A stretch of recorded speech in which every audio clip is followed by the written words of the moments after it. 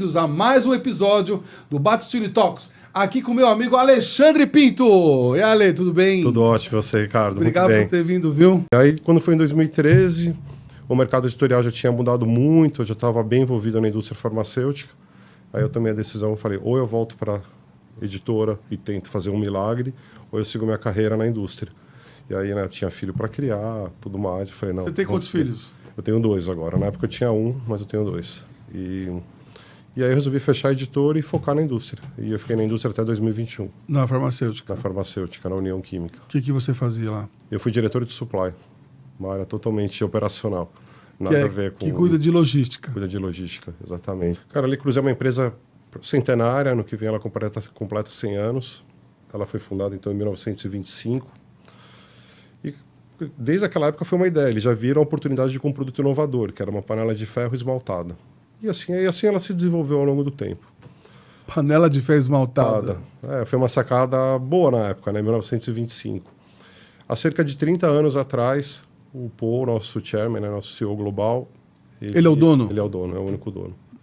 Ele viu, não sei como, ele chegou nele, os dados da Le Creuset. A Le Creuset era uma empresa quebrada. E ele olhou o produto, falou, cara, isso aqui é um produto muito bom, o produto é muito bom, ele comprou. Reverteu, hoje a empresa é uma puta empresa, presente em 40 países, com distribuição em mais de 100 países. Quem pode ter acesso a Le Creuset? O amante da gastronomia. Quem gosta de cozinhar vai sempre ter como a Le Creuset como referência. Então, hoje, eu posso dizer que o mercado da Le Creuset ele vai de um B+, que compra uma panela, paga em X vezes, depois ele compra uma outra peça e começa a construir uma coleção até a pessoa que quer ter o jogo completo e comprar todos os itens. Então, ela conseguiu abrange todas as classes, uma boa parte das classes sociais, mas principalmente de quem ama culinária.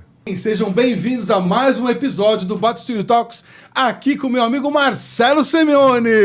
Obrigado, e Ricardo. Aí, obrigado, hein? Muito honrado em fazer parte disso. Você acha que ainda uma joia do nível que você vende, ela é vendida no digital, ou você acredita que a pessoa tem que ir lá na sua loja presencial tomar o champanhe, qual a sua opinião? Eu acho que o digital, para nós, Ricardo, serve muito mais para atingir o público e dizer, nós temos esse tipo de mercadoria. Tá. Depois a experiência, como você mesmo está citando, é importantíssima, né? Você tocar um relógio, uma joia... Aliás, parabéns, adorei suas joias aí. Obrigado. Você pegar nessa joia, você sentir, hoje você consegue, logicamente, não sendo um profissional, mas visivelmente você vê o acabamento dessa joia, como ela foi feita, dos relógios, todo isso só manuseando a gente consegue ver, né? Durante a pandemia a gente ensinou o mercado de luxo a comprar no Brasil, coisa que muita gente falava, poxa, eu vou comprar lá fora. E essas pessoas aprenderam que aqui dentro a gente tinha preços que concorriam diretamente com os valores lá de fora e tinha as facilidades de pagamento, de dividir pagamentos, essa coisa toda que só no Brasil tem. Então, a gente ganhou um público muito maior, que eu considero isso. Todo mundo fala, poxa, o mercado de luxo cresceu muito na pandemia. Não, o mercado de luxo já existia, só que uma grande parte desse público comprava fora. E ele aprendeu que aqui dentro, hoje, no Brasil, você não precisa sair para comprar absolutamente nada. Você tem os melhores produtos, você tem o mesmo atendimento. Até melhor, eu digo que você não vai lá fora, dificilmente você vai numa boutique Rolex, como nós temos dentro da própria loja, né? Nós temos um shopping shop, ou numa Tag Heuer, que você senta, eles te dão um café, te oferecem um café, uma água com gás, uma champanhe, para ficar à vontade. Você está oferecendo champanhe ainda? Sempre. Hoje a gente tem visto o mercado com... A tecnologia vem para ajudar, e às vezes ela vem para atrapalhar um pouco também, né? Uhum. E as pedras hoje, elas têm algumas pedras que são... Elas têm... a tecnologia tem o poder, às vezes, de mudar a configuração de algumas pedras. Uhum. Né? E no seu inteiro, né? Ou seja, toda a pedra. Então, hoje tem aplicações de laser, aplicações de uma série de coisas que você coloca na pedra, que ela deixa de ser original como ela deveria. Né? E isso o mercado tem que tomar cuidado. Né? Sejam bem-vindos a mais um episódio do podcast do Battistini Talks. Agora aqui com o nosso amigo Igor Murakami. Eu sempre quis ser um executivo. Então, o meu alvo sempre foi ser um executivo top de uma empresa. Só que o meu alvo estava no Brasil. Então tinha uma linha muito bem definida. Eu falei, olha, eu vou acabar aqui minha faculdade, então com 20x anos eu viro coordenador, com 30 eu viro gerente. Olha, você atrasou seu plano. E fui. E aí quando eu vi, meu plano mudou completamente, porque nem aqui eu estava num nível de país que era diferente, então eu já era um executivo corporativo. Eu virei, quando eu fui para a França, depois da Nissan, eu fui para ser diretor financeiro do fundo de investimentos que a aliança Nissan Renault Mitsubishi criou na época, né? Com que era o presidente da Nissan do Brasil, o François Dossat, que inclusive ele é o meu chefe hoje na JLR, e ele é meu mentor, ele foi o cara que olhou para mim, e eu sempre tive um negócio de, cara, eu queria um executivo que olhasse para mim e falasse, cara, esse cara vai dar o sangue para chegar lá. E ele olhou para mim e falou, cara, vou apostar em você. Então foi ele que me ajudou a ir para a França, depois foi ele que me ajudou a ir para Inglaterra. Então, assim, ele é uma pessoa que acredita em mim, acho que eu devo praticamente tudo. Como é bom ter um mestre, um mentor, não? Eu acho que a inovação ela tem que servir para ajudar a reestruturar uma empresa e ajudar você a testar coisas do futuro que vão virar um seu modelo de negócio. Para mim, é para isso que serve a inovação. Tá. Você pegar uma empresa automotiva, por exemplo, vou pegar o meu exemplo, eu trabalho na Jaguar Land Rover. O que a gente faz? Carro. Se eu virar pro meu presidente, pro meu board, falar, eu tô montando aqui um helicóptero, o cara vai olhar para mim e falar, você é louco? E o cara não me leva a sério. Então, quando eu escrevi esse livro, eu falei, cara, eu vou escrever esse livro pensando não só no inovador, mas pensando em como ele tem que se estruturar um pouco dentro da empresa, porque o inovador também sozinho, mesmo que ele queira fazer no core business, mesmo que ele esteja ligado no core business, ele não consegue. Porque o core business não entende a inovação. O processo de compras não está adequado para a inovação. Os contratos que uma empresa grande, uma Coca-Cola, negocia com o Banco Itaú, não é o mesmo contrato que uma Coca-Cola vai negociar com uma startup.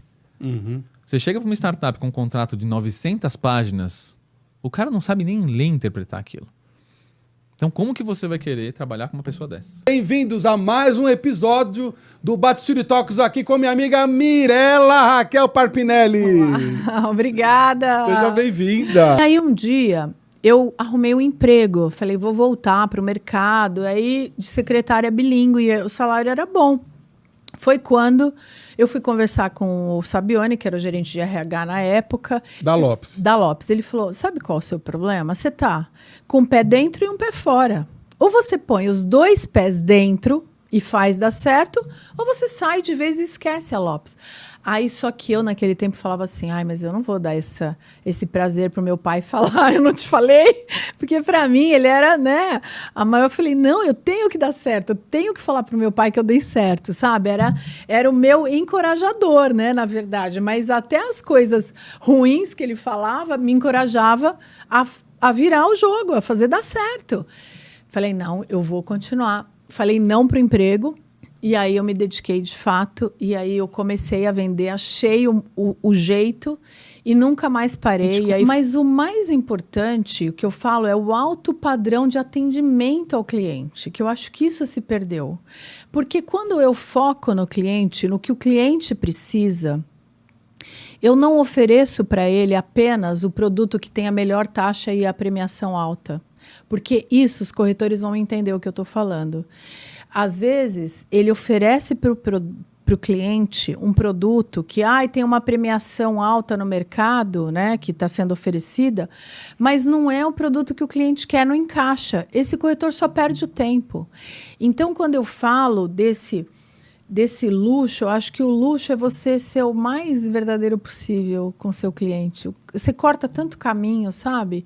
Então, óbvio que hoje eu não posso mais, eu não quero mais, né, na minha idade, no meu tempo, né, que eu me dediquei muitos anos, né, servi a Lopes muitos anos, e agora com a minha, é uma boutique com poucos corretores experientes e que entendam aquilo que eu acredito como valor. Sejam bem-vindos a mais um episódio do podcast aqui com a doutora Mariela Silveira. Que bom estar aqui com vocês. Você acha que é importante a meditação? A meditação ela é algo que realmente não só a pessoa pode se sentir melhor subjetivamente, como a gente tem alterações, assim, Ricardo, anatômicas, né, no cérebro da pessoa que medita comparativamente àquela que não medita. É mesmo? Sim. Teve um trabalho bem interessante da Sarah Lazar, uma pesquisadora aqui, uma neurocientista de Harvard, e ela viu que em 8 semanas de meditação, a gente tem como fazer aumento de determinadas áreas cerebrais, 4 áreas cerebrais especificamente no trabalho dela, em média 23 minutos de meditação por dia, não é tanto assim, né? É algo até que dá para se pensar. E essas áreas que conseguiram ser alteradas são áreas que têm a ver com a expressão de neurotransmissores, o outro com a área de hipocampo, que tem a ver com a nossa atenção, aprendizado, memória, tá? E que é importantíssimo até, inclusive, para todas as fases da vida, né? Depois, uma outra área que tem a ver justamente com a percepção de mundo, tá? O giro cingulado posterior, e depois a junção temporoparietal, que tem a ver com a área de empatia, de compaixão. Essas áreas podem ser aumentadas no cérebro. É verdade a frase, somos o que comemos? Olha, é interessante, né? Essa frase, acho que em boa parte ela é verdade. Não é tudo, né? Não é tudo, sem dúvida, mas ela tem tudo aquilo que a gente vai ingerir, ela é importante, mas aquilo que nós vamos absorver também é muito importante, né? E como nós vamos comer, quem preparou a comida, qual é o significado que tem. Quando a gente fala de comida, é algo tão rico, né? Sim. Que tem a ver com as nossas crenças, a nossa religião, a forma como, né, as memórias dessa alimentação. Então, tem muita coisa em jogo, o que é super importante. Mas, sem dúvida, nós temos aí as nossas células sendo formadas, em boa parte, por tudo aquilo que nos chega efetivamente de nutrientes. Então, a qualidade da construção dessas novas células, dos órgãos, né, dos nossos músculos, vai passar bastante por aí, sim.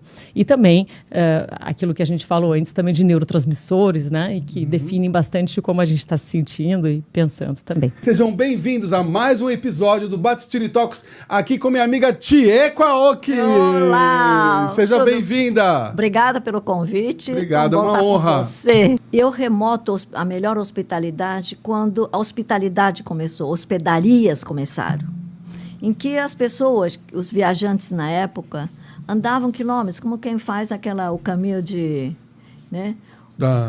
Como é que chama? Tem no Chile, né? Tem vários. No Chile, tem na Espanha, enfim.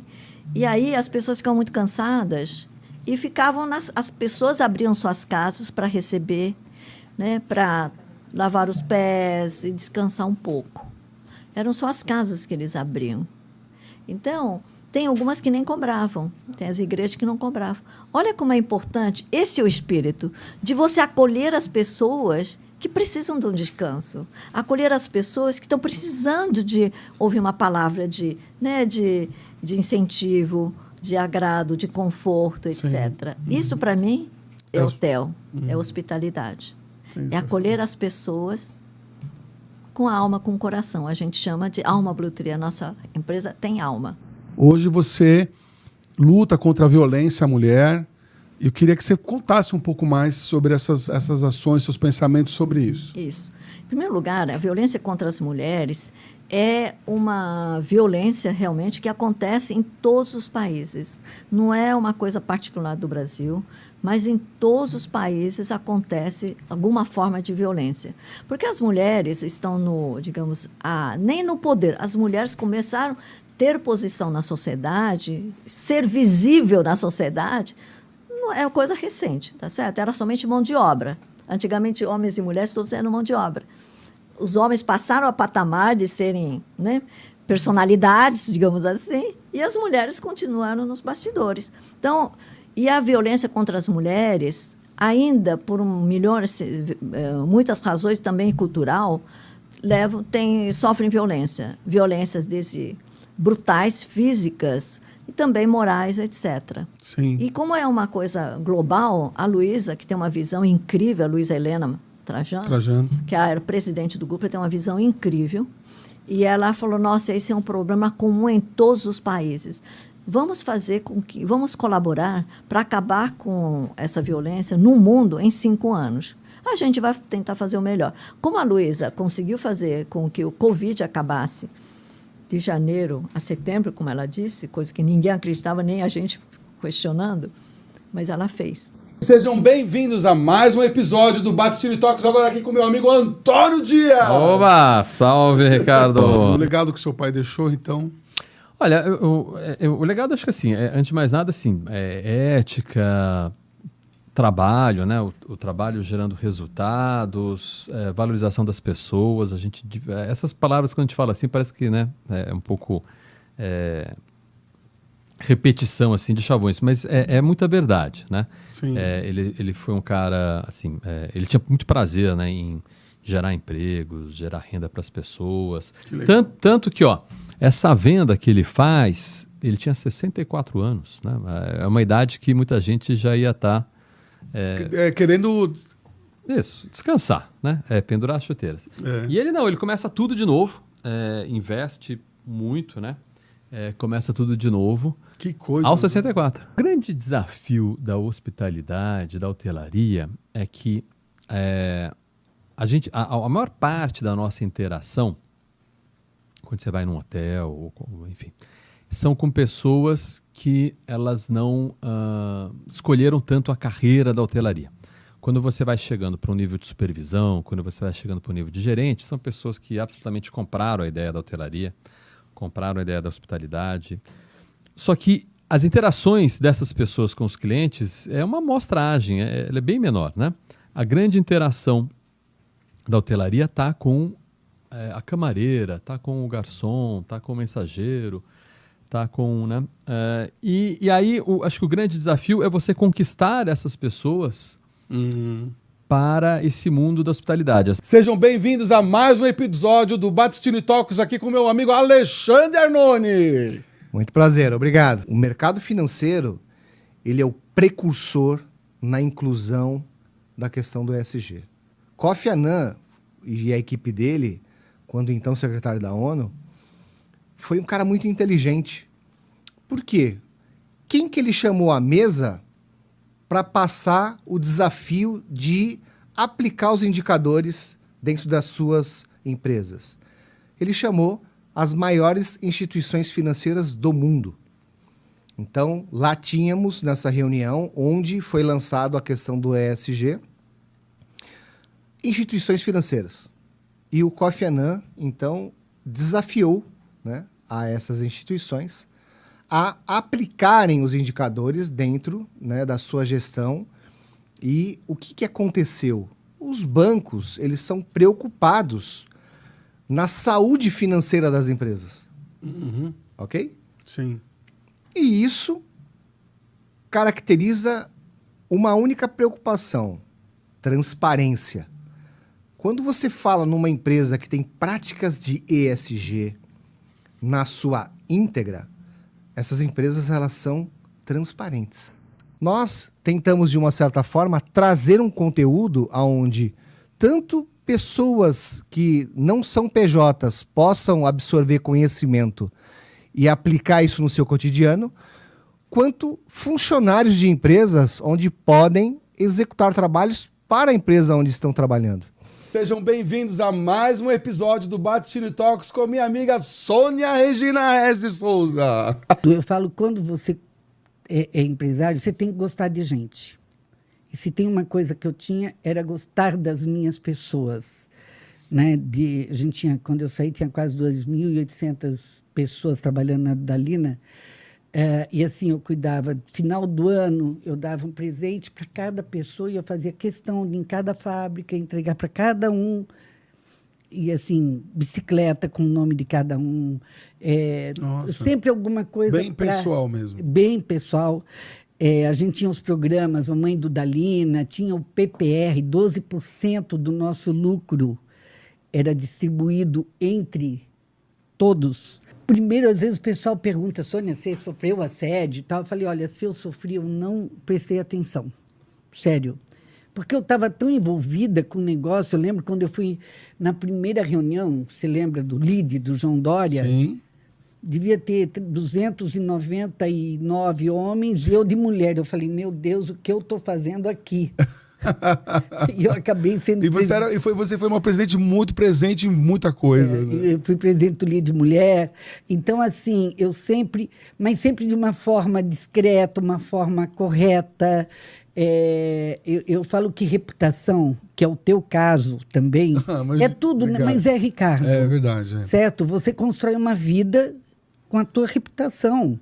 Né? Sejam bem-vindos a mais um novo episódio do Battistini Talks. Agora aqui com o meu amigo Adolfo Lindenberg Filho. O meu avô era médico, daí meu pai estudou engenharia e começou a construir algumas casas em Ibirapuera, em Moema. Mas já casa de luxo, já? Não. Casas normais. Para vender, exatamente. Começou algum negócio nesse sentido de casas, né? Uhum. Daí que ele foi conseguindo vender as casas e tudo mais. E daí arrumou um sócio. O primeiro sócio dele foi o Plínio Xavier da Silveira, depois teve o Arnaldo, Alberto do Prisci, que também era sócio deles, aí começou a aumentar o número de casas. Daí tiveram a ideia de fazer um primeiro apartamento, meu primeiro prédio, que foi na rua Piauí, em Higienópolis. Então, ali é o primeiro prédio. O primeiro prédio ficou pronto em 62. Então, a gente se esforça. Você tem esse poder para falar sem modéstia. A qualidade, né? O que a gente se esforça é fazer um bom projeto, usar materiais de primeira, né? Quer dizer, mesmo a nossa mão de obra, nós temos um histórico de mão de obra, funcionários de 40 anos de empresa, né? Então nós temos um cuidado em fazer as coisas, procurar fazer a coisa bem feita, né? Quer dizer, uma coisa que dure, materiais que... E mesmo a gente tem uma manutenção dos nossos prédios, por exemplo. Prédios de 40 anos, se ligarem para a consultora, eles vão ser atendidos, né? Apartamentos, mesmo? Olha, eu estou com um problema no meu apartamento. Eu vou indicar quem é a pessoa no momento que atua aquela área, por exemplo, o piso. Estou com um problema no assoalho da minha casa. Você liga para a consultora, olha, procura o fulano que ele vai resolver o seu problema. Nossa, isso não existe. Então, é difícil, mas a gente tem os projetos de quase todos os nossos prédios, a gente tem.